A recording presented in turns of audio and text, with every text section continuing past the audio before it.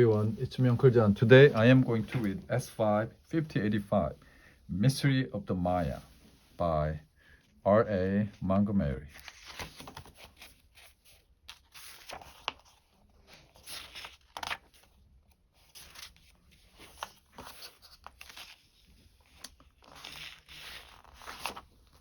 These words will oh wait a minute. You're an adventurer.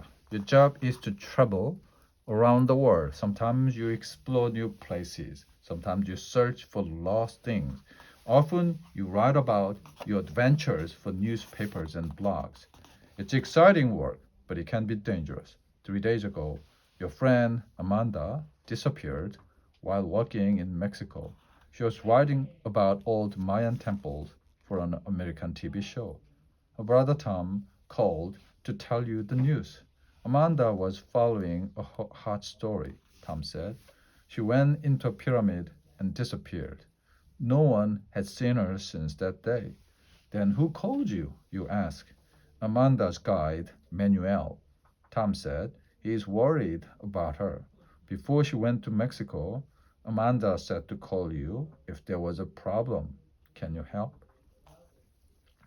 Amanda is your best friend. She's also a very good adventurer. If she disappeared, it must mean trouble. I will help, you said to Tom. I will go to Mexico. I will find Amanda. Now, 3 days later, you are in an airplane. You're going to the city of Merida in Mexico's Yucatan Peninsula. You have many books about the Maya. You read them during the trip. You learn many things. 1,000 years ago, the Maya were very powerful.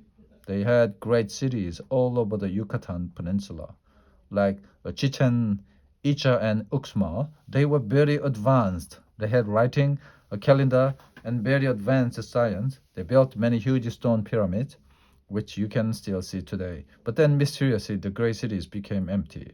The Mayan way of life disappeared. No one knows why. Today, there is only a thick jungle and empty dark pyramids. The mystery of the Maya is interesting, but you also have a different mystery on your mind. What happened to Amanda? Why did she disappear? Your plan is to follow in her footsteps. You know that she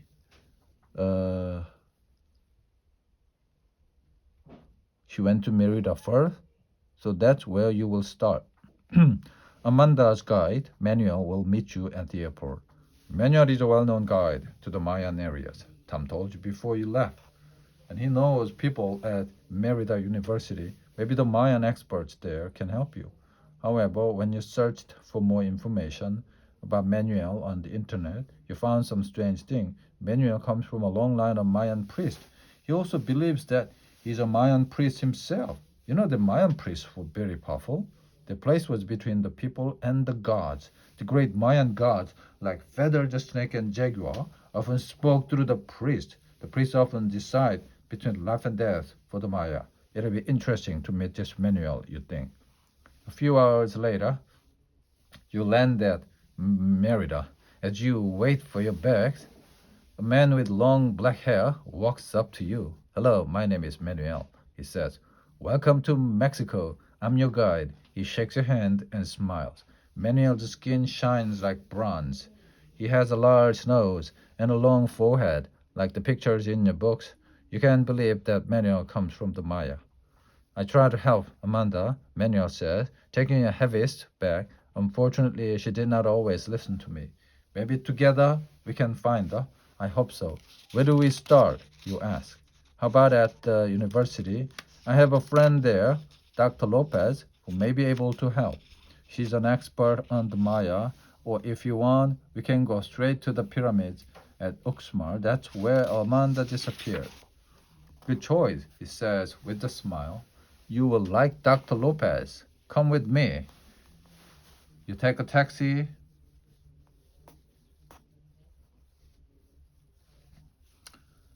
through the narrow street of Merida. You see many Spanish-style buildings before you reach the university. Welcome to the land of Maya, says a tall woman with a white hair. I'm Dr. Maria Lopez. Her office is full of Mayan art. You see, 1,000-year-old.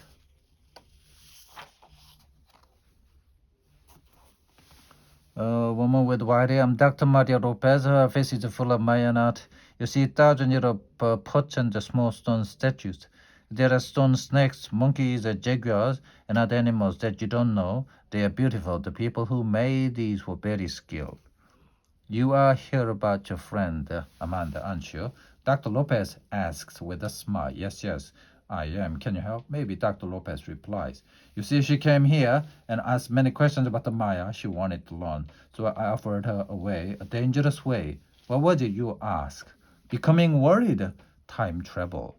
You see, the Maya found the secret of time travel hundreds of years ago. I gave Amanda the secret before she left for Chichen Itza and Uxmal. Her plan was to go back 800 years. She wanted to see the pyramids when they were still new. My guess is that she's still there, back in time. Your mouth hangs open, but you can't say anything. Dr. Lopez looks you in the eye and continues, I know this story is difficult to believe, but it is true. Your friend Amanda went back in time. So then, how can I find her, you ask? Dr. Lopez holds up a small bottle. Here, take this. It's the time travel potion. If you drink it, you would also travel back 800 years. You will be at the time when the Mayan city started to die. Manuel can go with you. He knows that time well. You look at Manuel. He's smiling kindly. I'll go with you if you want me to. We can look for your friend together. In your heart, you feel that you can trust Manuel, but time travel, can you believe this crazy story? Your head tells you that if Dr. Lopez is wrong, you will lose time that Amanda may not have.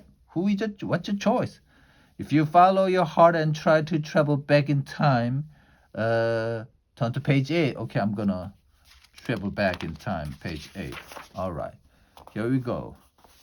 All right, you choose time travel. Hey, it can't hurt to try.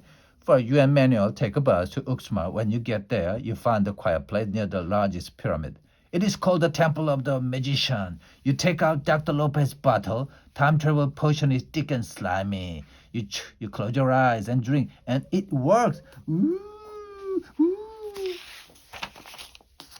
Suddenly, you are in a crowded Mayan city. Women walk by carrying clay pots. Men in green stand talking in the street. In front of you, there is a large pyramid. Act normal, Manuel says. It looks like we are 1,500 years back in time. There is the Temple of the Magician. It looks so new, but wait, I thought we were only going back 800 years. That was the plan, but I think there was a problem. Maybe the potion was too strong. Did the same thing happen to Amanda? Doesn't answer. He's looking at a building across the street. He looks worried. You follow Manuel's eye. He's looking at a long, low building made of stone. It is covered with stone snakes, jaguars, and other animals. The crowd becomes quiet. 5 men and 1 woman, all in gold and red, carrying silver spears and wearing bright green feathers in their hair, come out of the building. They move through the crowd and climb the steps of the pyramid. They are priests, Manuel says very quietly. Next, a group of warriors comes out. They are carrying knives and swords. Some of them bow down in front of you. The others move to one side, making room for you and Manuel to walk forward. Do they know who you are? Manuel smiles at you and says, my friend, you may choose to go with the priest, or you can go with the warriors. Either group may know something about Amanda. I don't know about the warriors. I don't like war. So you heard a terrible scream coming from the pyramid. It sounds like a priest already. Says Manuel, please, you must decide quickly, he said. Okay, I'm going to go with the priest. I'm going to go to page 21. Page 21. Page 21. Okay, you climb the stone steps behind the priest. The long black hair is covered with something sticky and smelly. You ask Manuel what it is. Blood, he answers. It is blood from the sacrifice. The priests believe that it makes them stronger. You step back in terror. Sacrifices? What? What kind of sacrifice? Be calm, just follow the priest. Don't look scared. You continue to climb the steps of the temple. At the top, there is a small room. Inside is a stone altar. It is stained with dark, dried blood. Now you are now going to be one of us, says the head priest. Welcome to the Mayan priesthood. You hear another terrible scream. On to page 14. Page 14. You go back to page 14. You look at the priest in front of you. One of them fingers his knife. Suddenly you are scared. Head priest said, "Be calm, we will not hurt you. Look in the sky."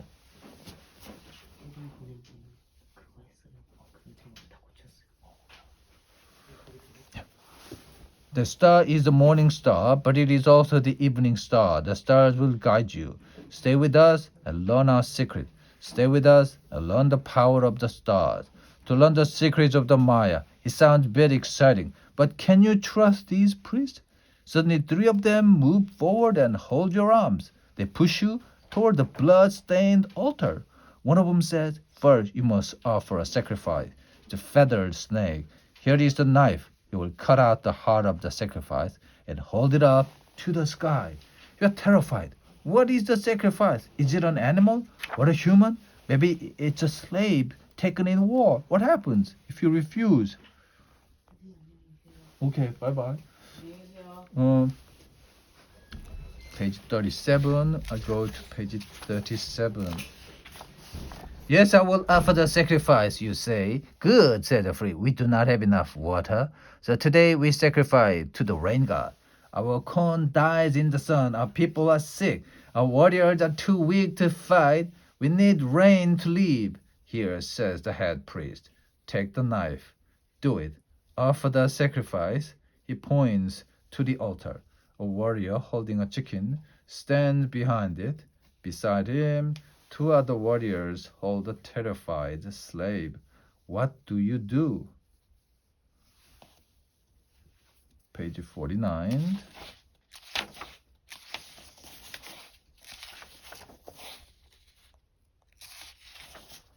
"Fortunately, the chicken is for you. You don't enjoy killing it, but at least it isn't a person. You do it as quickly and as painlessly as you can. After you make your sacrifice, they take you to a room in the priest building. It's a small, clean room with a small window high up on the wall. It is here that you will live. After a few days, you have an idea. You can end the sacrifices in Uxmal by helping the slaves to escape. However, you don't have much time to make a plan. The next sacrifice is in 3 days. Page 55.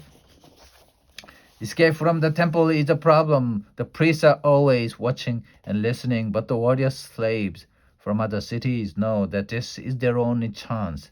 They don't want to be sacrificed. They agree to help you. You tell them to wait until nighttime. Then you go down to the slave rooms. You tell the priest that you come to bring water to the slave. They believe you. Inside, you untie all of the slaves. When you open the door again, the 2 priests don't even have time to scream. You and the slaves run out into the street and then off into the jungle. Escape is a success. What do you do next? If you go with the slave, turn to page 63. Okay, let's go to page 63. All right. Page 3. You escape into the jungle with the slaves. They are all warriors taken by the Maya from the enemy city.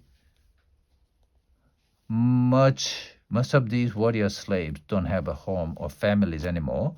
The Maya killed them all. So they stay with you and you become their leader. First you tell them to make bows and arrows, spears and clubs to defend yourselves from the Maya. You hunt for food or just take it from the smaller Mayan towns at the edges of the jungle. Your small group of warriors quickly becomes very strong. Soon you start to attack the large Mayan city. Everywhere you go, you free more slaves. Most of them choose to join you against the Maya. Your group becomes larger and larger. Soon the Mayan priests are scared. Even the Mayan warriors start to run away to join you. One day, you return to Uxmal and take the city easily. Then you do the same at Chichen Itza and every other city of the Maya. Before long, all the Mayan temples are empty and dark. And the people of the Yucatan are free from slavery and sacrifice. You never find Amanda, but you do solve the great mystery of the Maya. You are the reason they disappear. The end.